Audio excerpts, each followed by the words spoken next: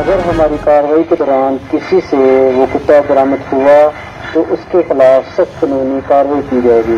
अगर हमारी कार्रवाई के दौरान किसी से वो कुत्ता बरामद हुआ तो उसके खिलाफ सख्त कानूनी कार्रवाई की जाएगी। बिस्मिल्लाहिर्रहमानिर्रहीम। मुअज़्ज़िज़ नाज़रीन, अस्सलाम वालेकुम।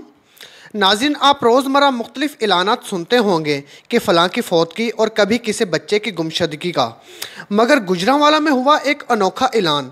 जी नाज़रीन, बिल्कुल अनोखा। कमिश्नर गुजरांवाला जुल्फ़कार घुम्मन का कुत्ता गुम हो गया, जिसकी तलाश के लिए कॉरपोरेशन का अमला कुत्ता ढूंढने में मसरूफ़ है और शहर भर में रिक्शों पर स्पीकर लगाकर कुत्ते की गुमशुदगी के ऐलानात करवाए जा रहे हैं। पुलिस समेत म्युनिसिपल कॉरपोरेशन के अमले को जल्द अज जल्द कुत्ता तलाश करके कमिश्नर हाउस पहुंचाने की सख्त तलकीन की गई है।